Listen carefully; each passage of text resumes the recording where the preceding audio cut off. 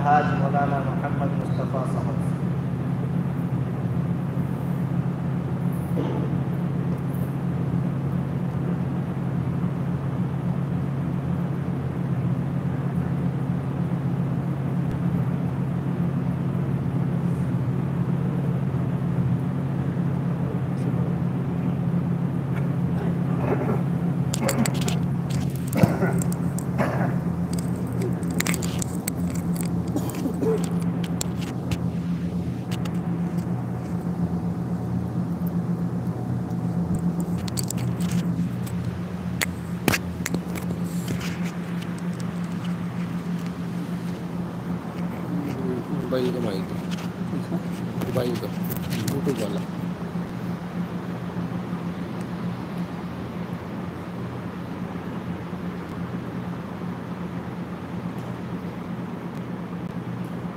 شاباش.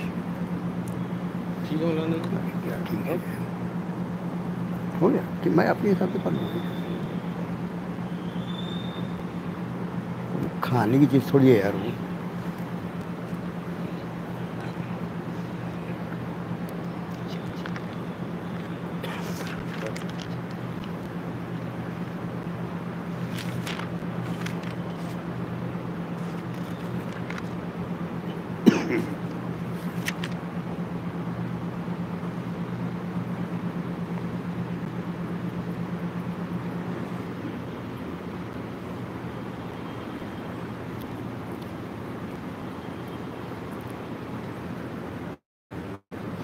اعوذ باللہ من الشیطان الرجیم. بسم اللہ الرحمن الرحیم.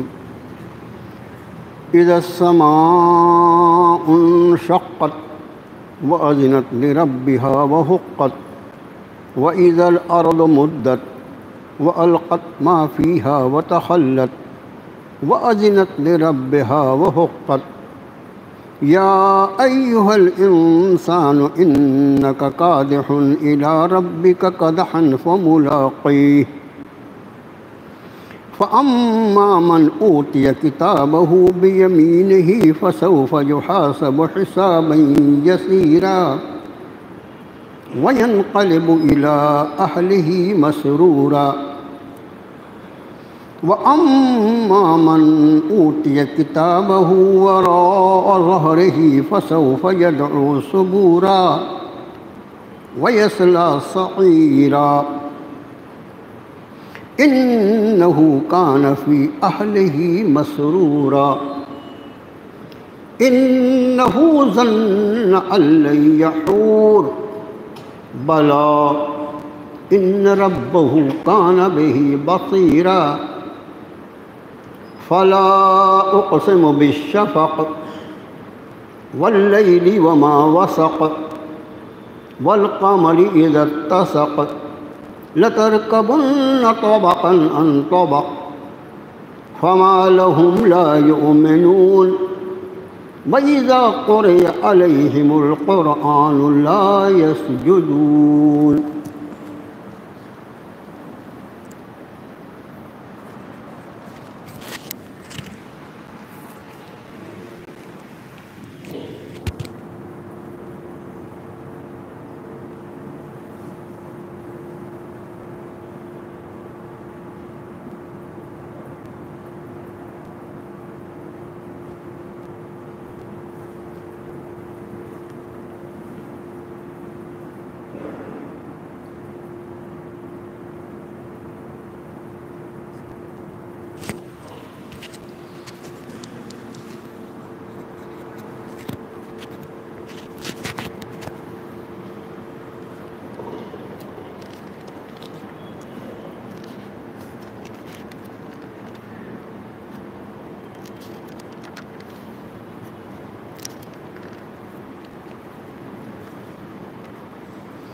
بل الذين كفروا يكذبون والله أعلم بما يوعون فبشرهم بعذاب أليم إلا الذين آمنوا وعملوا الصالحات لهم أجر غير ممنون.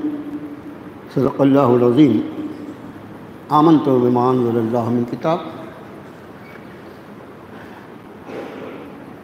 قرآن مجید کا 30واں پارہ 84 نمبر کی صورت شریفہ سورۃ الانشقاق، جو 25 آیات بینات پر مشتمل ہے، اس وقت اللہ کی توفیق سے آپ کو پڑھ کر سنائی گئی۔ ان آیات بینات کا ترجمہ قریب قریب کچھ اس طرح ہوتا ہے: شروع اللہ کے نام سے، سب سے زیادہ مہربان، سب سے زیادہ رحم فرمانے والا۔ جب آسمان پھٹ پڑے گا اور اپنے رب کا حکم بجا لائے گا، اور اسے حق بھی یہی ہے کہ وہ اپنے رب کا حکم بجا لائے، اور جب زمین پھیلا دی جائے گی اور جو کچھ اس کے اندر ہے وہ باہر نکال پھینکے گی اور خالی ہو جائے گی، ہر اپنے رب کا فرمان مان لے گی، بجا لائے گی، اور وہ اسی لائق ہے کہ اپنے رب کا فرمان بجا لائے۔ اے انسان، بے شک تو کشاں کشاں اپنے رب کی طرف چلا جا رہا ہے، اور تو اس سے جا ملے گا۔ پھر جس کا نام اعمال اس کے داہنے ہاتھ میں دیا گیا، اس سے آسان حساب لیا جائے گا، اور وہ اپنے اہل کی طرف خوشی خوشی لوٹے گا۔ اور رہے وہ جس کا نام اعمال اس کے پیٹھ کے پیچھے سے دیا جائے گا، وہ موت کو پکارے گا اور دہکتی ہوئی آگ میں داخل ہوگا۔ بے شک وہ دنیاوی زندگی میں اپنے اہل و عیال میں مسرور تھا، چین کی بنسی بجا رہا تھا۔ وہ یہ سمجھ رہا تھا کہ کبھی لوٹنا ہی نہیں پڑے گا۔ کیوں نہیں؟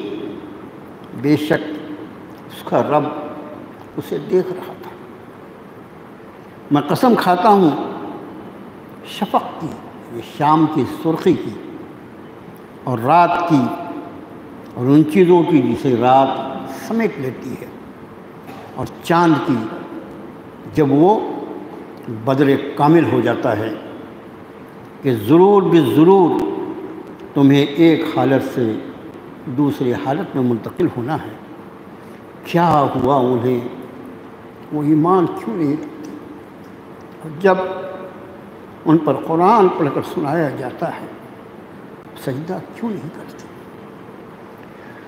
حقیقت یہ ہے کہ کفر کرنے والے، انکار کرنے والے، وہ تکذیب کرتے ہیں، جھٹلاتے ہیں، اور اللہ وہ خوب جانتا ہے جو کچھ وہ اپنے نامہ اعمال میں یا اپنے دلوں میں بھر کر رکھتے ہیں۔ آپ انہیں خوشخبری سنا دیجئے نبی صلی اللہ علیہ وسلم، دردناک عذاب کی۔ رہے وہ لوگ جنہوں نے ایمان کو قبول کیا، نیک اعمال کیے، ان کے لیے تو ایسا اجر ہے جو کبھی ختم نہ ہو۔ یہ سورہ انشقاق ہے، اس کا مصحف مبارک میں نمبر 84 ہے، اور نزول کے اعتبار سے اس کا نمبر 83 ہے۔ مکی صورتوں میں اس کا شمار ہے۔ قرآن شریف کی آیات بینات کے جو مضامین ہوتے ہیں، الحمدللہ وہ خود بھی اس بات کے عکاس ہوتے ہیں کہ یہ احکام، یہ آیتیں، یہ مضامین آیا مکی دور کے ہوں گے یا مدنی دور کے ہوں گے۔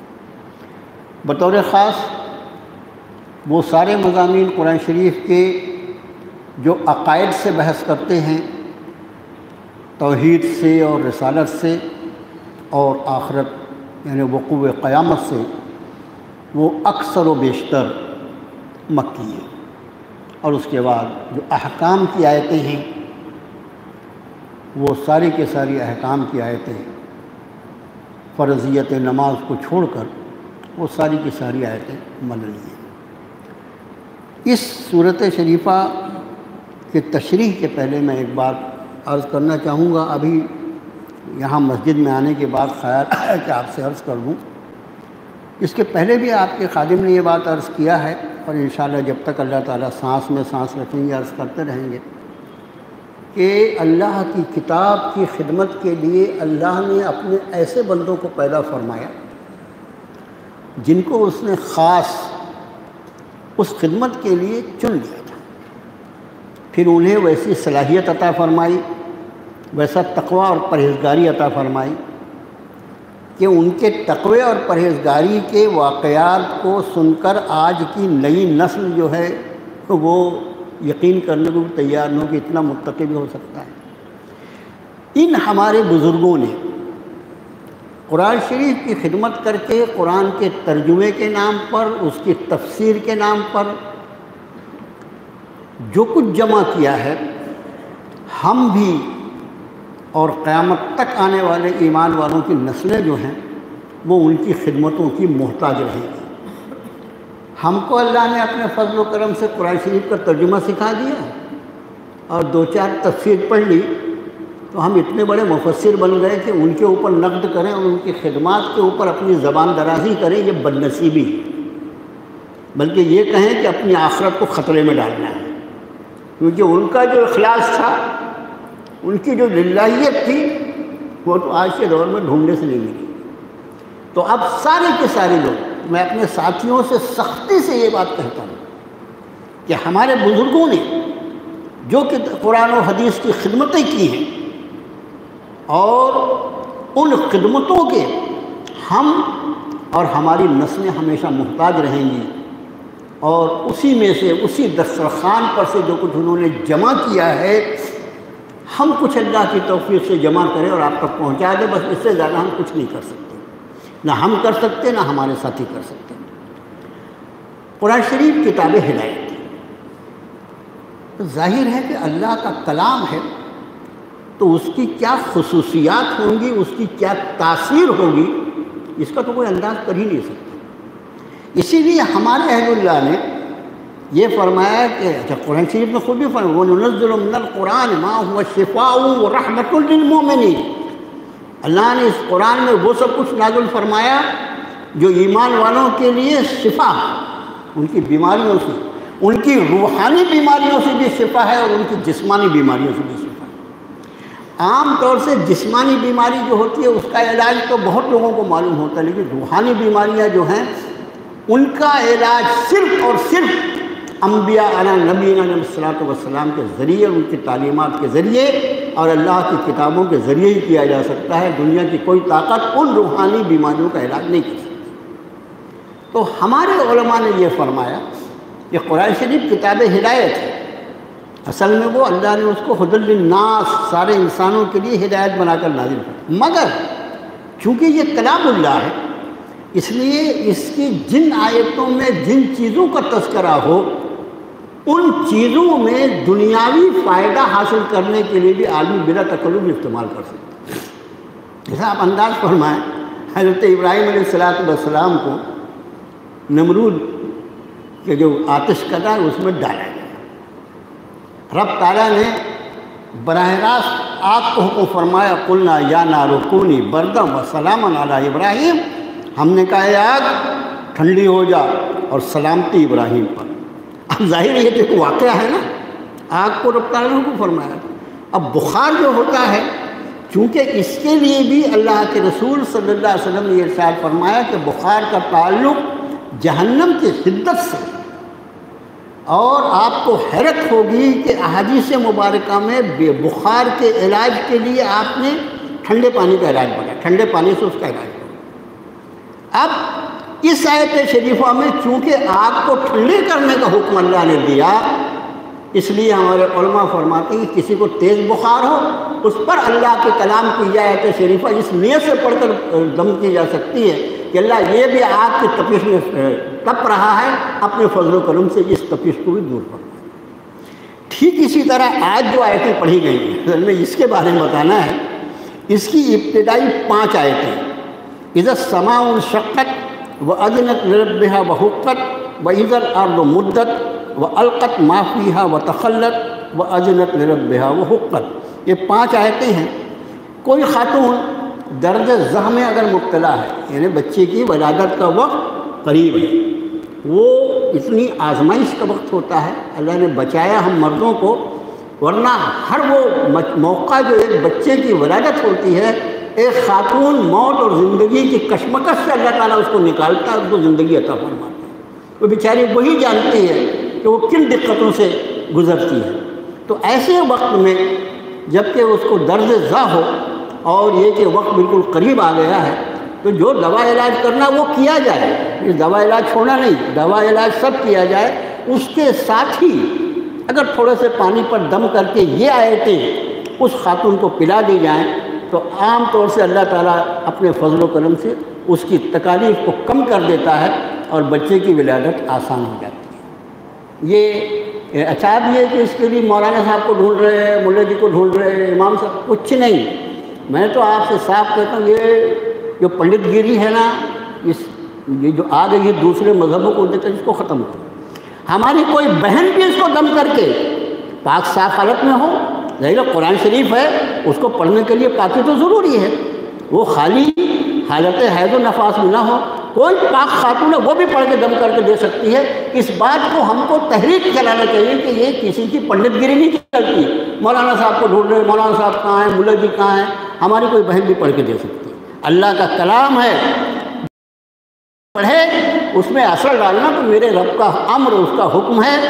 اس آیت شریفہ میں بڑی اللہ نے تاثیر دی ہے، اور ہمارے تجربے میں اللہ علیہ نے کتنے ایسے معاملات ہیں۔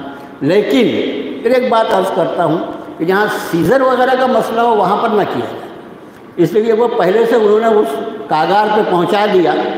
انہیں اللہ معاف فرمائے، جو کچھ ہوتا ہے یار وہ سب کو معلوم ہے کہ آج سے 40-50 سال پہلے اگر کوئی بچہ سیزر سے اسپتال میں پیدا ہوتا تھا تو وہ بچہ جو تھا وہ پورے محلے کے لیے ایک عجیب و غریب نشانی ہوتی تھی، ارے وہ فلاں کیا بچہ آپریشن سے ہوا۔ یعنی سینکڑوں نہیں، ہزاروں میں کوئی ایک کیس ہوتا تھا، جو میرے عمر کے قریب کے لوگ ہیں سب اس کی گواہی دیں گے، ہزاروں میں کوئی کیس ہوتا تھا کہ جہاں سیزر کی ضرورت پڑتی تھی۔ اور اب اس انسان کی خود غرضی نے، اس انسان کی ناعاقبت اندیشی نے، اس انسان کی انسانیت کے متعلق رحم اور محبت کا جو جذبہ تھا اس کے نکل جانے کی وجہ سے اب اگر کوئی بچہ بیچارہ نارمل ڈیلیوری سے ہو جائے تو وہ حیرت کی بات ہوتی ہے، نارمل ہو گیا کیا؟ تو میرا بھائیو، اگر ایسا کوئی ہو، سیزر وغیرہ کا مسئلہ ہو تو نہ کیا جائے، لیکن عام حالات اگر ہوں تو اللہ تعالیٰ کا یعنی یہ معاملہ دیکھا ہے ہم نے اپنے طور پر بھی، اور ہمارے آپ کو بھی اس کا تجربہ ہوگا۔ ان آیتوں کو 5 آیتوں کو اگر دم کر کے دے دیا جائے تو الحمدللہ اس سے بہت معاملہ آسان ہو جاتا ہے۔ فرمایا اذا السماء انشقت، جب آسمان پھٹ پڑے۔ اگلی آیت وہ اذنت لربها وحقت، اور وہ اپنے رب کا حکم مان لے گا اور اس کو حق بھی یہی ہے۔ یہ اذن لہ یہ ایک محاورہ ہے عربی زبان میں۔ اذن لہ کا لفظی ترجمہ ہوتا ہے سن لیا اسے، لیکن خالی سن کے ایک کان سے سنا دوسرے کان سے اڑا دیا، اس کو اذن لہ نہیں، عربی میں وہ نہیں کہا جاتا، بلکہ اذن لہ کا لفظ جب استعمال ہوتا ہے تو اس کا مطلب ہوتا ہے اس کو سنا اور اس کی اطاعت، جو کہا گیا اس پر عمل پیرا ہوا، اس لیے وہ اذنت لیا، وہ حکم بجا لائے گا اپنے رب کیا، وہ حقت اور اس کو حق بھی ہے۔ اس آیت شریفہ سے دوسرا معنی کیا ہوتا ہے کہ جس دن اس کا رب اس آسمان کو پھٹنے کا حکم فرمائے گا، اس کے چتھڑے اڑ جائیں گے، اسی رب کے حکم سے آج یہ قائم ہے۔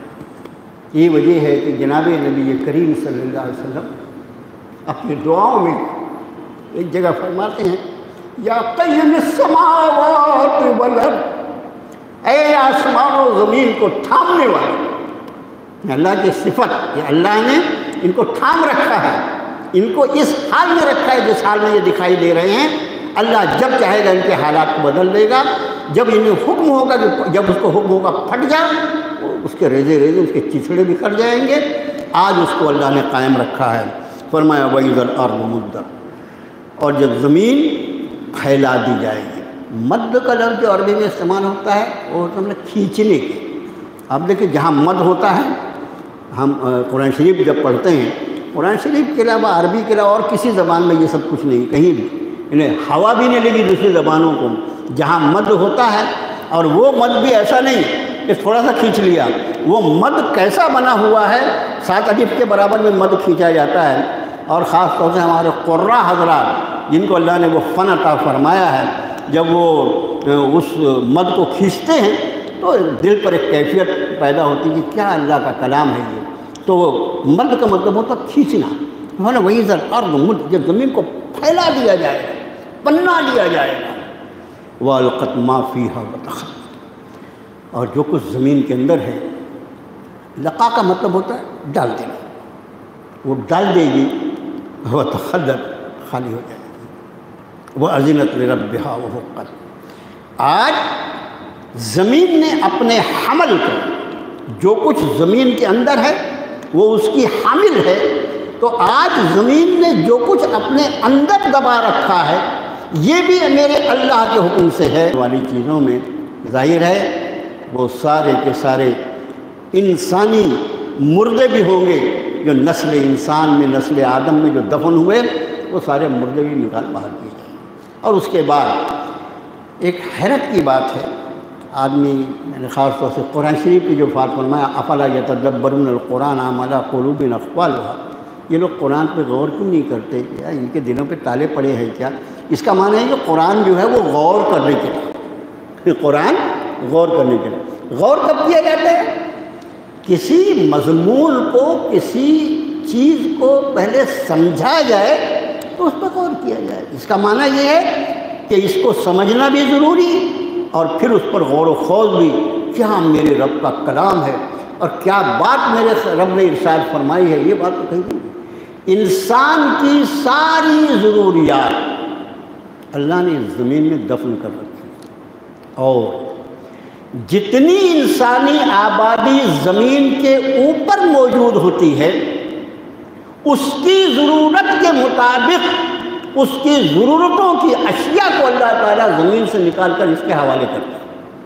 اور جیسے یہ انسانی نسل زیر زمین ہوتی ہے، نئے لوگ جیسے آتے جاتے ہیں، ان کی ضروریات بھی اسی زمین سے نکلتی رہتی ہیں اور اسی زمین میں دفن ہوتی ہیں۔ جو کچھ زمین کے اوپر دکھائی دے رہا ہے، جو کچھ زمین کے اوپر دکھائی دے رہا ہے، اس میں سب سے زیادہ قیمتی چیز تو انسان ہے۔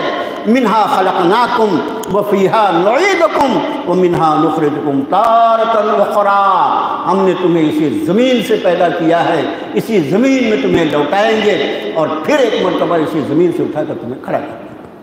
جب انسان ہی زمین سے نکلا ہے تو اس کی ساری ضروریات وہ بھی اسی زمین سے نکلتی ہیں۔ جو کچھ زمین کے اوپر دکھائی دے رہا ہے، غور کیجیے گا اس پر، سب کا سب زمین سے نکلا ہے، اور سب کا سب لوٹ کر زمین میں چلا اپنا وقت پورا۔ کیا نظام کائنات ہے، کیسے علیم ہیں، کیسے خالق ہیں، اور کیسے کائنات کی چلانے والی ہیں۔ اس لیے یہاں فرمایا کہ زمین میں جو کچھ ہے وہ سب کا حکم نکال کر باہر ڈال دے گی، خالی ہو جائے گی، اور اپنے رب کا حکم بجا لائے گی۔ اب یہ تو قیامت کی کیفیت ہے۔ یہ سارا کے سارے واقعات جو ہوں گے یہ نفخ صور کے ساتھ ہوں گے۔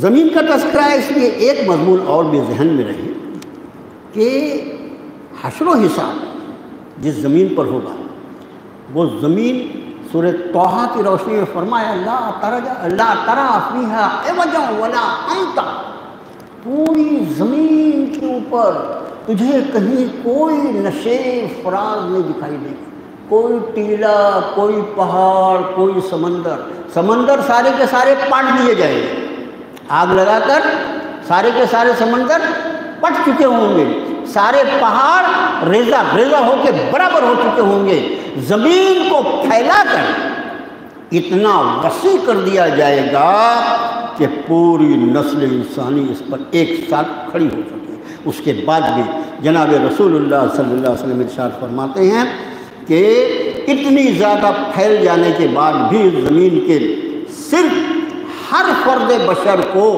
اتنی ہی جگہ میسر آئے گی کہ وہ اپنا قدم رکھ سکے۔ حدیث شریف کے الفاظ ہیں، ہر شخص کو اتنی ہی جگہ میسر آئے گی کہ وہ اپنے دونوں قدم رکھ سکے، اتنا بڑا مجمع ہوگا، اس لیے کہ جناب آدم علیہ السلام کی پوری نسل ایک ساتھ اللہ کی بارگاہ میں کھڑی ہے۔ اب آگے ارشاد فرماتے ہیں یا ایھا الانسان انک کادح الی ربک کدحا فملاقیہ، اے انسان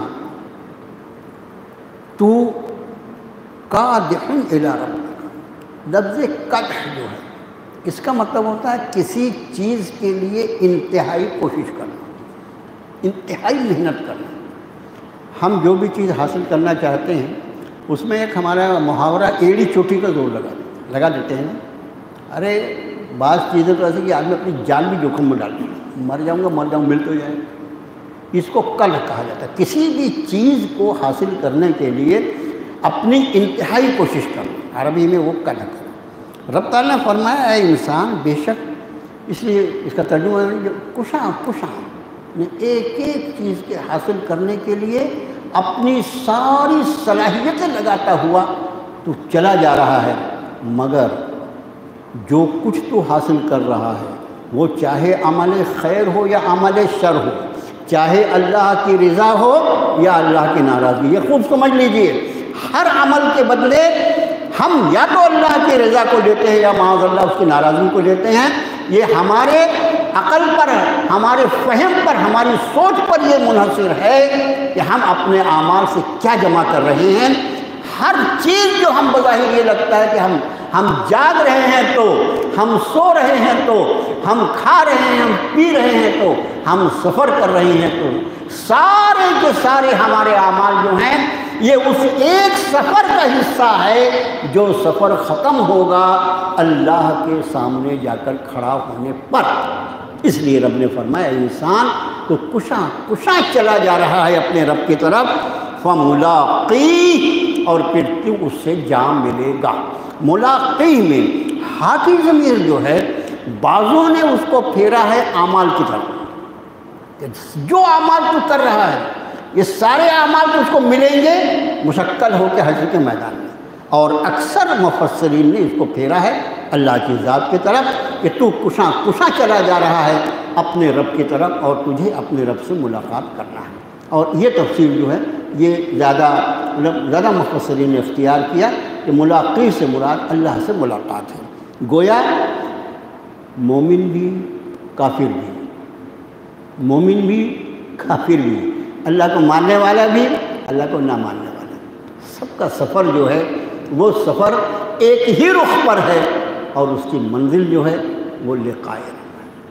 اور قرآن نے کہا فَمَنْ كَانَ يَرْجُو لِقَاءَ رَبِّهِ فَلْيَعْمَلْ عَمَلًا صَالِحًا وَلَا يُشْرِكْ بِعِبَادَةِ رَبِّهِ أَحَدًا، تو تم میں جو کوئی اپنے رب سے ملاقات کا امیدوار ہو اسے چاہیے کہ وہ عمل نیک کرے، وَلَا يُشْرِكْ بعبادت ربہ احدا، اور اپنے رب کی عبادت میں کسی کو شریک نہ قرار دے۔ تو ہماری منزل جو ہے وہ اللہ سے ملاقات ہے، یہ بات فرمائی۔ اب جب رب کی بارگاہ میں حاضری ہوگی تو وہاں انسانیت دو گروہ میں تقسیم ہوگی۔ یہاں پر بہت سارے گروہ ہیں، وہاں دو گروہ ہیں۔ ایک گروہ فَأَمَّا مَنْ أُوتِیَ کِتَابَهُ بِیَمِینِهِ، پھر وہ جس کا نام اعمال اس کے داہنے ہاتھ میں دیا گیا، فَسَوْفَ يُحَاسَبُ حِسَابًا يَسِيرًا، اس سے آسان حساب لیا جائے گا، وَيَنْقَلِبُ إِلَىٰ أَهْلِهِ مَسْرُورًا، اور وہ لوٹے گا اپنے اہل کی طرف خوشی خوشی۔ اس مضمون کو نہ صرف یہ کہ سمجھنا ہے بلکہ اللہ سے دعا کرنا کہ اللہ ہمارا بھی شمار ان خوش نصیبوں میں فرما دے۔ اس کا تذکرہ اپنی سیاحت میں فرمائے۔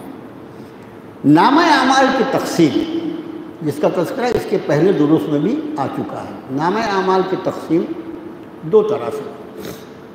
قرآن شریف نے اہل ایمان کو سورہ واقعہ میں انسانیت کو 3 گروہ میں تقسیم کیا ہے۔ سورہ واقعہ میں تو اس میں ایک گروہ جو ہے وہ مقربین کا، بالکل ایک دم جس کو اللہ سے خاص تقرب حاصل ہے، حضرات انبیاء علیہ نبی والسلام، اور اس کو بھی۔ دوسرے لوگ جو ہیں ان کو اصحاب الیمین اور اصحاب الشمال فرمایا، داہنے ہاتھ والے، الٹے ہاتھ والے۔ کہ دائنے ہاتھ والے الٹے ہاتھ والے کیا ہے؟ اس کی ایک تشریح جو مفسرین نے فرمائی وہ یہ کہ عرش الہی کے داہنی طرف اہل ایمان ہوں گے اور اس کے بائیں طرف جو ہوں گے وہ اصحاب الشمال جو جن کا فیصلہ جہنم کے لیے ہونے والا وہ ہوں گے۔ دوسرا گروہ جو ہے اس آیت شریفہ کی روشنی میں یہ تفسیر کرتا ہے کہ جن لوگوں کا نامہ اعمال ان کے داہنے ہاتھ میں دیا جائے گا وہ اصحاب الیمین ہیں، اور جن کا نامہ اعمال ان کے بائیں ہاتھ میں دیا جائے گا وہ اصحاب الشمال اور وہ اہل نار یا اہل جہنم ہیں۔ یہاں رب نے فرمایا کہ جس کا نامہ اعمال اس کے داہنے ہاتھ میں دیا گیا، یہ اصحاب الیمین ہے۔ سورہ واقعہ میں بھی اصحاب الیمین اور اصحاب الشمال دو گروہ ہیں۔ فرمایا فسوف یحاسب حسابا یسیرا، ان سے آسان حساب لیا گیا۔ جناب رسول اللہ صلی اللہ علیہ وآلہ وسلم تو دعا کرتے، امی عائشہ نے سنی، یہ دعا کون کر رہا ہے؟ جناب رسول اللہ صلی اللہ علیہ وسلم، وہ ذات جو اللہ کے بعد سب سے زیادہ عظیم تر، وہ دعا فرماتے ہیں نماز کے بعد، اللہم حاسبنی حسابا یسیرا، اللہم حاسبنی حسابا یسیرا، اے میرے اللہ میرا آسان حساب لینا۔ رسول اللہ دعا کر رہے ہیں اللہم حاسبنی حسابا یسیرا، اللہ میرا آسان حساب لینا۔ امی جان نے بعد میں پوچھا کہ اللہ کے رسول صلی اللہ علیہ وسلم آسان حساب کر رہے ہیں، آسان حساب۔ آپ نے فرمایا عائشہ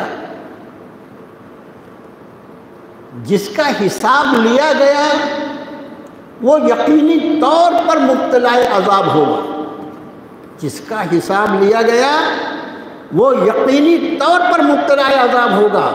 فرمایا آسان حساب یہ ہے کہ کسی کے نامہ اعمال پر اس کی پیشی تو ہو نامہ اعمال کی، لیکن اس پر ایک نگاہ ڈال کر اس سے کوئی پوچھ گچھ نہ کی جائے، بس ایک نگاہ ڈال کر اس کو جانے کی اجازت دے دی جائے۔ یہ آسان حساب ہے۔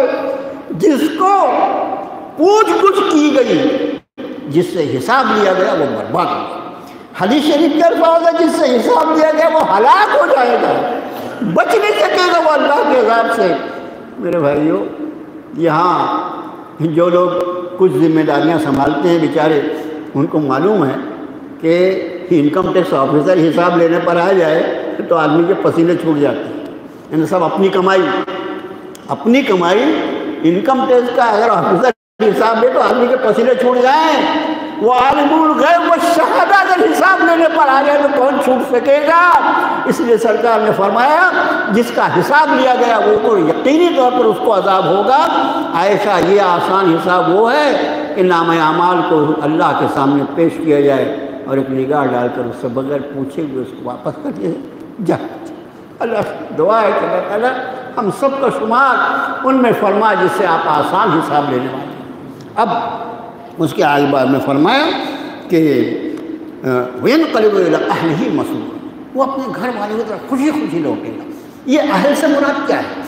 یہ اہل سے مراد وہ لوگ کہ اسی کی طرح جن کا نامہ اعمال داہنے ہاتھ میں دیا گیا۔ یہ اہل سے مراد خاندان نہیں ہے، جیسے ایک ہی خاندان کے افراد کے ساتھ اس کے ایمان، اس کے عقائد، اس کے اعمال کے اعتبار سے الگ الگ مسئلہ ہوگا۔ یہاں اہل سے مراد یہ ہے کہ جو اسی کے جیسے لوگ جن کے ساتھ اللہ نے یہی آسانی کا معاملہ فرمایا ہے، وہ تو گروہ کھڑا ہوگا حشر کے میدان میں۔ جو پاس ہو چکے ہیں ان کی خوشیوں کا کیا ٹھکانہ، کس کے ہاتھ میں ابھی نتیجہ آیا ہے یہ اچھلتا ہوا ان کے پاس پہنچے گا۔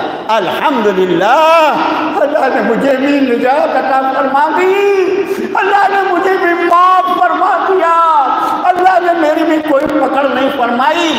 خدا کی قسم کھا کر کہتا ہوں اس وقت کی جو خوشی ہوگی اس خوشی کا انداز اس زمین پر کیا ہی نہیں جا سکتا۔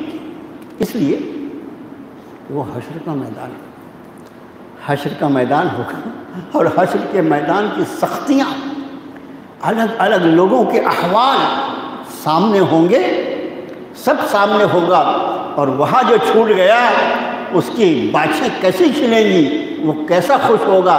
بس یہ کہ چونکہ اب موت آخری بار آ چکی، اب مرنا نہیں ہے، اس لیے وہ خوشی سے مرے گا نہیں، ورنہ ایسی خوشی ہوگی کہ اس طرح کی خوشی کا آدمی اس زمین پر کہیں تجربہ کر ہی نہیں سکتا۔ آگے ارشاد فرمایا وَأَمَّا مَنْ أُوتِيَ كِتَابَهُ وَرَاءَ ظَهْرِهِ، اور وہ جس کو کہ نام اعمال وراء ظهرِهِ اس کے پیٹھ کے پیچھے سے دیا گیا، فَسَوْفَ يَدْعُو ثُبُورًا، پھر وہ موت کو پکارے گا، وَيَصْلَىٰ سَعِيرًا، موت کہاں آئے گی؟ موت تو بس جو آ گئی، اب موت نہیں آنا ہے۔ وَيَصْلَىٰ سَعِيرًا، وہ داخل جہنم ہوگا، دہکتی ہوئی آگ میں ڈالا جائے گا۔ یہاں پر وراء ظہرِہ، لیکن دوسرے اپنے قرآن شریف کے دوسرے مقام پر بشمالہ کا، اس کے بائیں ہاتھ میں نامہ اعمال دیا جائے گا۔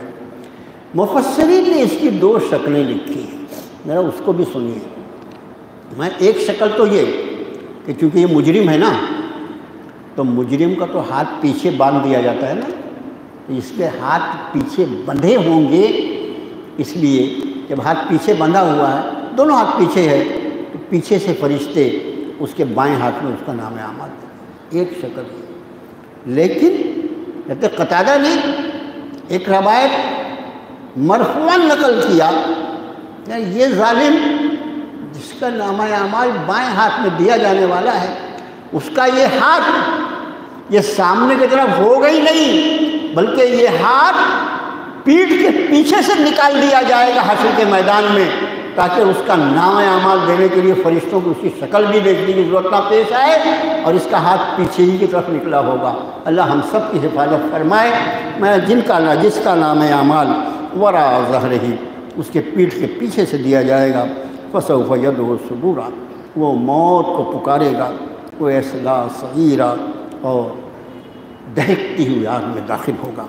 انہ کان فی اہلہ مسرورا۔ قرآن کا اختصار لو، قرآن کا اختصار، کم سے کم الفاظ میں مضامین کو بیان کرنے کا خاصہ جو قرآن کا وہ انداز فرمائیں۔ انہ کان فی اہلہ مسرورا، اس کا جرم کیا تھا؟ کیا وجہ ہوئی کہ اس کو نامہ اعمال اس کا بائیں ہاتھ میں دیا گیا؟ وہ دنیاوی زندگی میں اپنے اہل و عیال میں خوش تھا۔ اپنے اہل و عیال میں خوش رہنا یہ کوئی جرم ہے؟ اس کا معنی یہ ہے خود بخود کہ اہل و عیال کی خوشی کے وقت اس کو اللہ کی خوشی یا ناخوشی کا کوئی خیال نہیں۔ وہ جس کو بعض ایک ترجمہ نگار نے اس کا ترجمہ کیا ہے، وہ اپنے خاندان میں چین کی بنسی بجا رہا ہے۔ بہت اچھا لگا مجھے وہ ترجمہ، وہ اپنے خاندان میں چین کی بنسی بجا رہا تھا۔ اپنے خاندان کو خوش رکھنے کے لیے دنیاوی خوشیاں جس کو دنیا والے خوشی کی فہرست میں لیتے ہیں، ان کو فراہم کرنے کے لیے اس کو حرام و حلال کا کوئی خیال ہی نہیں۔ بس میرا گھر، میری اولاد، ان کی ڈگریاں، ان کی سندیں، میرا بنگلہ، میرا کاروبار، میرا نام و نمود، میرا اخبار میں میرا فوٹو شائع ہو، یہ ساری چیزیں اس کی زندگی کا مقصد تھی۔ اس کو کبھی یہ خیال ہی نہیں آیا کہ جن چیزوں سے میں خوش ہو رہا ہوں، جن چیزوں سے میرا اہل و عیال کو میں خوش کر رہا ہوں، آیا وہ اللہ کی خوشی کا سبب ہے یا اس کی ناراضگی کا سبب ہے؟ میرے بھائیوں، اہل و عیال کے ساتھ وقت گزاری عین عبادت ہے۔ اہل و عیال کے ساتھ وقت گزاری عین عبادت ہے۔ آپ بولے مولانا ذرا فتوے کے بھی اوپر کی بات کرتے ہیں۔ قرآن شریف میں جب یہ بات ارشاد فرمایا، یا ایھا الذین آمنوا قوا انفسکم واہلیکم نارا، اے ایمان والو اپنے آپ کو اور اپنے اہل و عیال کو جہنم کی آگ سے بچانے کی کوشش کرو۔ جب یہ حکم اللہ نے عام طور سے ایمان والوں کو دیا، ہم اپنے اہل و عیال کے ساتھ جب تک نہیں بیٹھیں گے تو اس حکم پر عمل کیسے ہوگا؟ اس حکم پر عمل کیسے ہوگا؟ ظاہر ہے اس حکم پر، اللہ کے اس حکم پر عمل پیرا ہونے کے لیے ضروری ہے کہ ہمارے پاس وقت ہو نہیں، ہم وقت نکالیں۔ آج کے وقت میں ہمارے اوقات پر جس نے ڈاکہ ڈالا ہے وہ موبائل ہے، نسلوں کو تباہ کر دیا، دنیا کو بھی تباہ کر دیا اور آخرت کو بھی تباہ کر دیا۔ وقت نکالیں اپنے اہل و عیال کے لیے اور بیٹھ کر ان کو یہ بتائیں کہ اللہ نے اس دنیا میں ہم کو آزمائش کے لیے بھیجا ہے، کان پھیلا کے زندگی گزارنے کے لیے ہم کو نہیں بھیجا گیا۔ اب ظاہر ہے کہ اللہ کے حکم پر جب آپ عمل کریں گے، قرآن کے حکم پر عمل کریں گے، نبی کریم صلی اللہ علیہ وسلم کے ارشادات پر عمل پیرا ہوں گے تو یہ عبادت نہ ہوگی، عین عبادت ہوگی۔ تو گھر کے بال بچوں کے لیے ان کے ساتھ وقت گزارنا، ان کی اصلاح کی کوشش جتنی ہم سے ہو سکے، میں آپ سے عرض کرتا ہوں اس کی دنیا بنانے کے لیے ہم کتنی کوشش کرتے ہیں، اس کی دنیا بنانے کے لیے۔ جس دنیا کو چھوڑ کر مجھے بھی جانا ہے اور شاید میرے بعد اس کو جانا ہے، اور اگر کبھی اللہ کی کوئی لکھی تقدیر ہو تو میرے پہلے بھی وہ جا سکتا ہے، یہی ہوگا نا۔ تو اس کی دنیا بنانے کے لیے تو میرے پاس بہت وقت ہے، میں بہت سنجیدہ ہوں، لیکن وہ دائمی زندگی جو کبھی ختم نہیں ہونے والی ہے، اس کے لیے میں نے اپنے بال بچوں کے لیے کتنا وقت نکالا ہے، اس کا مجھے آج ہی احساس ہونا چاہیے، ورنہ بہت مشکل ہو جائے گی۔ اس لیے فرمایا کہ یہ وہ شخص ہے جس کو نامہ اعمال اس کے بائیں ہاتھ میں، اس کے پیچھے سے دیا گیا، انہ کان فی اہلہ مسرورا، اپنے گھر والوں میں بہت خوش تھا۔ یہ خوشی کیا تھی؟ یہ ایسی خوشی تھی جہاں اللہ کی خوشی کا لحاظ نہیں رکھا، ورنہ اللہ کو راضی کرتے ہوئے وہ حدیث شریف تو دیکھو، آپ صلی اللہ علیہ وسلم فرماتے ہیں اللہ رحم کرے اس شوہر پر، اللہ رحم فرمائے۔ اللہ ایسی احادیث جو ہوتی ہیں جس میں اللہ کے رسول کی دعائیں ہوتی ہیں، اس میں دعائیں الفاظ، اللہ رحم فرمائے اس شوہر پر جو رات کے آخری حصے میں اپنی بیوی کے چہرے پر پانی کے چھینٹے مارے اور یہ کہے اللہ کی بندی اللہ کی یاد کے لیے اٹھ جا۔ پھر آپ نے فرمایا اللہ رحم فرمائے اس بیوی پر جو رات کے آخری حصے میں اپنے شوہر کے چہرے پر پانی کے چھینٹے مارے اور یہ کہے کہ اللہ کے ذکر کے لیے، اللہ کی نماز کے لیے اٹھ جا۔ کیا آپ انداز فرمائیں کہ نبی کریم صلی اللہ علیہ وسلم ارشاد میں مرد کتنا ہے، اللہ رحم فرمائے ان پر جو ایک دوسرے کو جگانے کے لیے پانی کا چھینٹا، اور یہ جگانا جو ہے کہ اللہ کی عبادت کے لیے، اللہ کو راضی کرنے کے لیے۔ ایک طرف یہ وہ شخص ہے جو اپنے اہل و عیال میں مسرور تھا اور اس کو اللہ کی رضا اور ناراضگی کی کوئی فکر نہیں تھی۔ اس آگے فرمایا انہ ظن ان لن یحور، وہ یہ سمجھتا تھا کہ کبھی لوٹنا ہی نہیں۔ آپ سمجھ گئے، ظاہر ہے یہ مومن نہیں ہو سکتا نا، اور اگر کسی مومن کو اللہ نہ کرے کسی کا یہ خیال ہے تو وہ نام کا مومن ہوگا، کام کا کام ہوگا۔ مومن وہ جو آخرت پر یقین رکھتا ہے۔ فرمایا انہ ظن ان لن یحور، وہ سمجھ رہا تھا کبھی لوٹنا ہی نہیں ہوگا۔ بلا، یہ بلا کے بارے میں نے پچھلے درس میں کہا تھا کہ بلا لفظ جو ہے یہ اپنے وقت کے یعنی جہاں استعمال ہوا ہے اس کے اعتبار سے ترجمہ ہوتا ہے۔ یہاں پر ہوگا کیوں نہیں لوٹنا، کیوں نہیں، کبھی ترجمہ ہوتا ہاں ہوتا ہے، نہیں ہاں کیوں نہیں، ان ربہ کان بہ بصیرا، اس کا رب اسے دیکھ رہا تھا۔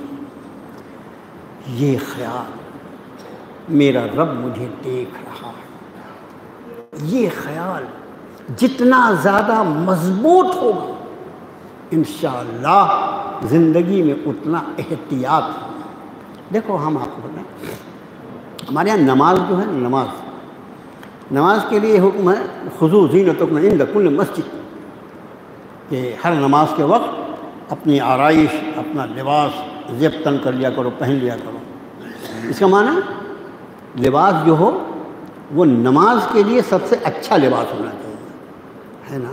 کیوں ہونا چاہیے؟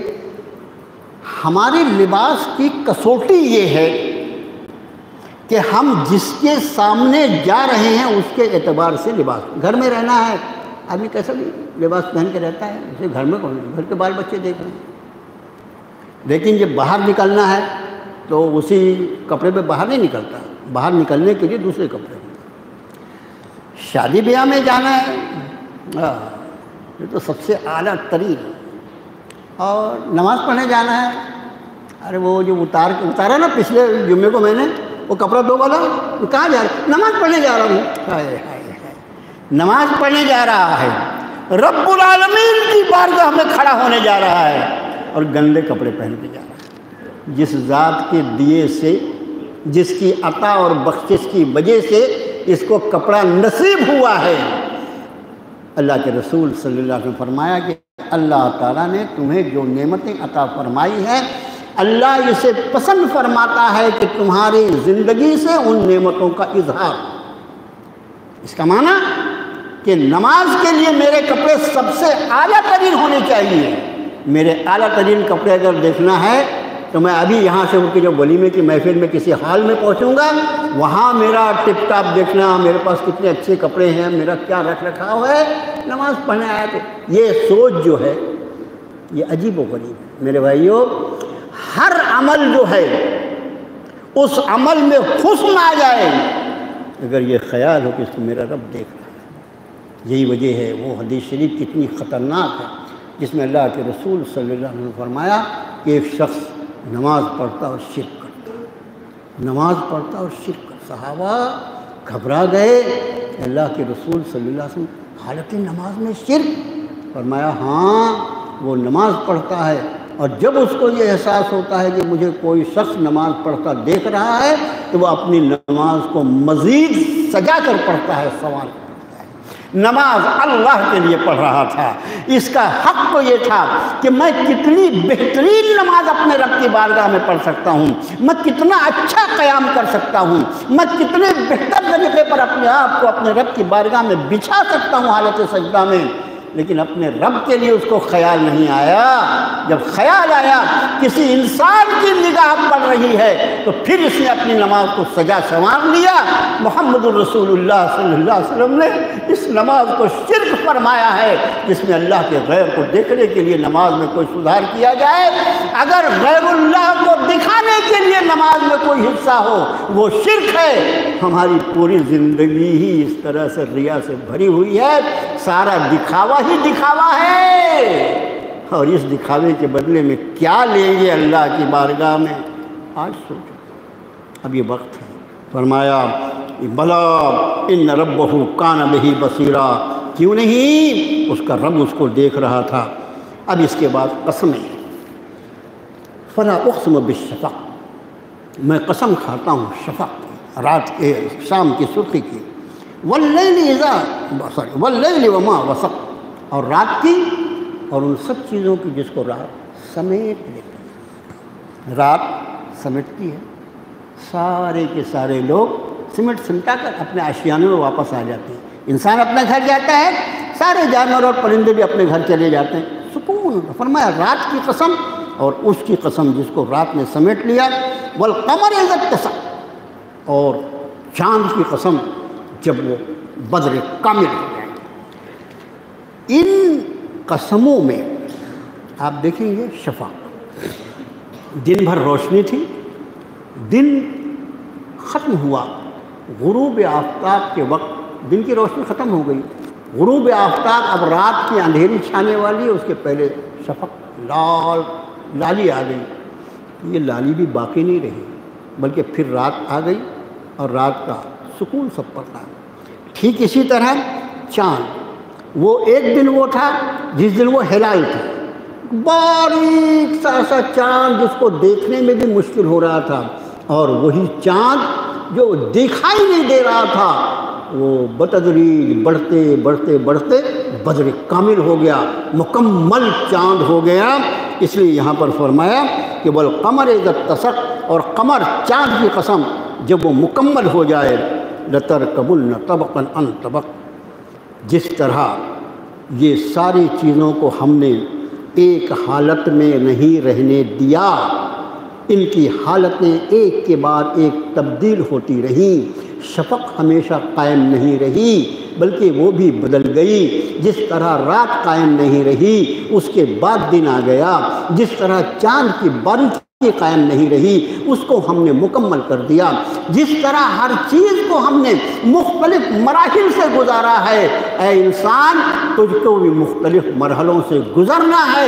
اس لیے ساری قسمیں یاد فرمائی، لَتَرْكَبُنَّ طَبَقًا عَنْ طَبَقٍ، تمہیں ایک حال سے دوسرے حال میں منتقل ہوتے رہنا ہے۔ یہ ہے ہماری زندگی، ایک جملہ، تمہیں ایک حال سے، اس کا لفظی ترجمہ تمہیں ایک طبق سے دوسرے طبق پہ چڑھنا ہے۔ لفظی ترجمہ رکبہ جو ہے چڑھنے کے لیے استعمال ہوتا ہے، لیکن اس کا صحیح ترجمہ جو ہے وہ ہے کہ تمہیں ایک حال سے دوسرے حال میں منتقل ہوتے رہنا ہے۔ اس کا معنی آج جس حال میں تم زندگی گزار اس پر مطمئن ہو کے بیٹھنا نہیں ہے۔ تمہارا کل اگر تم 60 سال کے ہو تو 61 سال پہلے کیا تھا؟ زیرو تھا۔ پھر ہم نے تمہیں ایک نطفے کی شکل میں تمہارے باپ کی پیٹھ میں رکھا تھا، اور پھر باپ کی پیٹھ سے رحم مادر میں اس کو منتقل کیا، اور اس رحم مادر میں تجھے یاد ہے تیری خوراک کیا تھی؟ تیری خوراک وہاں پر گندا خون تھا۔ پھر ہم نے ہم نے پھر اس کو زمین پہ اس دنیا میں لانے کا راستہ آسان کیا اور اس زمین پر لے آئے، اور اس کے بعد اس زمین پر آنے کے بعد اس کا بچپن، اس کا لڑکپن، اس کی جوانی، اس کا بڑھاپا، اس کی کمزوریاں، اس کی معذوریاں، ساری کی ساری چیزیں سارے انسانوں کے سامنے، اس کے بعد بھی وہ اپنے آپ پر غور کرنے کو تیار نہیں۔ لَتَرْكَبُنَّ طَبَقًا عَنْ طَبَقٍ، تمہیں ایک حال سے دوسرے حال میں منتقل ہونا ہی ہونا ہے۔ یہاں ہماری مرضی چلتی ہے، تمہاری مرضی نہیں چلتی۔ ہم آقا اور مالک ہیں، ہم جو چاہتے ہیں وہ ہوتا ہے۔ ہم نے یہ طے کر رکھا ہے کہ تم کو ایک حال سے دوسرے حال میں منتقل کرتے رہیں گے، اور تمہاری نگاہ صرف اس منزل کو دیکھتی ہے جو ہم تمہیں قبر میں پہنچا دیتے ہیں، لیکن اس کے بعد کی منزلیں ہم تمہیں اپنے نبیوں کے ذریعے بتائیں گے، اپنی کتاب کے ذریعے بتائیں گے کہ وہ بھی قبر بھی آخری منزل نہیں ہے۔ اس قبر سے بھی تم کو اٹھنا ہے، اس قبر سے اٹھ کر پھر حشر کے میدان میں جمع ہونا ہے، وہاں حشر و حساب ہونا ہے، وہاں نامہ اعمال کی تقسیم ہونی ہے، وہاں تمہارا گریڈیشن ہونا ہے کہ تمہارا شمار کن لوگوں میں ہو، اور اس کے بعد تمہاری جس منزل میں تم کو پہنچایا جائے گا وہ آخری منزل اور دائمی منزل ہوگی۔ یہ منزلیں تم اپنی آنکھوں سے دیکھ رہے ہو، اور قبر کے بعد کی منزلیں ہماری کتاب کی روشنی میں دیکھو، ہمارے نبی کی زبان مقدس سے سنو اور اس پر ایمان لاؤ، تمہاری دائمی منزل کی طرف تم سب کے سب چلے جا رہے ہو۔ فرمایا فما لہم لا یؤمنون، کیا ہوا ان کو یہ ایمان کیوں نہیں لاتے؟ اور اس کے بعد فرمایا جب ان پر قرآن پڑھا جاتا تو یہ سجدہ ریز بھی نہیں ہوتے۔ حقیقت یہ ہے کہ یہ کفر کرنے والے تکذیب کر رہے ہیں، اور اللہ وہ خوب جانتا ہے بما یوعون، لفظی ترجمہ جو وہ بھر رہے ہیں، وہ بھر رہے ہیں جو اپنے دل میں بھرے ہوئے ہیں اور جو اپنے نامہ اعمال میں بھر رہے ہیں، دونوں ترجمہ کیا جا سکتا ہے۔ فبشرہم بعذاب علیم، انہیں بشارت دے دیجیے دردناک عذاب کی۔ الا الذین آمنوا وعملوا الصالحات، اس عذاب سے، اس دائمی عذاب سے بچے گا وہ گروہ الا الذین آمنوا وعملوا الصالحات، جن کو اللہ نے ایمان کی دولت سے نوازا، وعملوا الصالحات، انہوں نے عمل نیک کیے، لہم اجر غیر ممنون، ان کے لیے تو ایسا اجر اور ایسا بدلہ ہوگا جو کبھی منقطع ہی نہیں ہے، اس لیے کہ زندگی ہمیشہ کی ہے، اس لیے جو اجر اور جو کچھ وہاں مطلب رب کائنات کی طرف سے انعامات کا سلسلہ ہوگا وہ غیر ممنون ہوگا، لا ممنوعۃ ولا لا مقطوعۃ ولا ممنوعہ، قرآن نے کہا نہ کبھی اس کا سلسلہ منقطع ہوگا اور نہ کبھی اس پر ممانعت ہوگی۔ دنیا میں اللہ کی نعمتیں محدود، اور ان محدود نعمتوں میں بھی ہمارا استعمال بھی محدود، یہ کھانا یہ نہیں کھانا، زیادہ کھا لیا تو یہ ہو گیا، کم کھا لیا تو یہ ہو گیا، بلڈ پریشر ہو گیا، شوگر ہو گئی، فلانا، استغفر اللہ۔ وہاں پر لا ممنوع لا مقطوعۃ ولا ممنوعہ، جنت کی نعمتیں نہ وہ کبھی منقطع ہوں گی نہ کبھی اس پر بندش لگے گی، اور یہ اجر اور بدلہ ہے ایمان اور عمل صالح۔ اللہ سے دعا ہے اللہ ہمیں ایمان کی حلاوت عطا فرما اور ہمیں عمل صالح کی توفیق عطا فرما۔ اللہم صلی علی محمد عبدک و رسولک النبی الأمی ربنا آتنا فی الدنیا حسنہ وفی الآخرۃ حسنۃ وقنا عذاب النار رب اغفر وارحم وانت خیر الراحمین رب اغفر وارحم وانت خیر الراحمین۔ الہ العالمین ہماری خطاؤں کو معاف فرما دے، اللہ ہمارے قصوروں سے درگزر فرما۔ الہ العالمین اے اللہ سب کچھ تیرے دست قدرت میں ہے، اللہ ہمارے اعمال وہ تو انتہائی مایوس کن ہیں، لیکن تیری رحمتیں مولا اس سے پوری امید لگائی جا سکتی ہے۔ تو نے ارشاد فرمایا اللہ تقنطوا من رحمت اللہ کی رحمت سے نا امید نہ ہونا۔ اے اللہ ہمارا اور ہمارے بال بچوں کا، ہمارے نسلوں کا شمار ان لوگوں میں فرما جن کا نام اعمال ان کے دائیں ہاتھ میں دیا جائے گا۔ اللہ ہمیں ہمارا نام اعمال دائیں ہاتھ میں عطا فرمانا، اللہ ہم سے آسان حساب لینا، اللہ ہم سے آسان حساب لینا، اللہ ہم سے آسان حساب لینا۔ اے اللہ ہمارے مریضوں کو شفا عطا فرما دے، اللہ ہمارے مریضوں کو شفا عطا فرما دے۔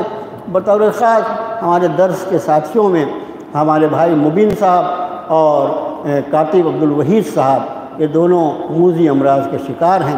الہ العالمین اپنے فضل اپنے کرم سے اے عطا کرنے والے اللہ، اے فعال لما یرید، اے وہ اللہ کہ تو جو چاہے وہ کر سکتا ہے، اللہ ہمارے سارے مریضوں کو اور بطور خاص ان دونوں مریضوں کو شفائے کاملہ عاجلہ مستقلہ عطا فرما۔ اللہ جو پریشان حال ہیں ان کی پریشانیوں کو دور فرما دے مولا جو قرض کے بوجھ میں دبے ہیں اللہ ان کو قرض سے خلاصی عطا فرما دے۔ اللہ جو جن حالات سے پریشان ہیں، جو بچوں کے رشتوں کے لیے پریشان ہیں، انہیں مناسب رشتے عطا فرما دے۔ الہ العالمین دنیا بھی تیری آخرت بھی تیری، اللہ گنہگار بندے بھی تو تیرے ہی ہے۔ اللہ تیرے در کے سوا کوئی در نہیں، تیرے گھر کے سوا کوئی گھر نہیں، تیری ذات کے سوا کوئی آسرا نہیں۔ اللہ ہمیں تھام لے مولا، اللہ امت مسلمہ پر رحم فرما، امت مسلمہ پر رحم فرما۔ اللہ ظالموں کے ہاتھ پکڑ لے مولا، اللہ ظالموں کے ہاتھ پکڑ لے مولا۔ اللہ ہماری مسجد، ہمارے مدارس، ہماری خانقاہیں، اللہ ان سب کی حفاظت کے فیصلے فرما۔ الہ العالمین دنیا اور آخرت کی ساری بھلائیاں ہمارے لیے اور پوری امت مسلمہ کے لیے مقدر فرما دے۔ اے اللہ ہمیں ایمان پر جینے اور ایمان پر مرنے کی توفیق عطا فرما۔ وصلی اللہ تعالی علی خیر خلقہ محمد وعلی آلہ واصحابہ اجمعین۔ کوئی مسجد قادر صاحب میں جماعت 8:45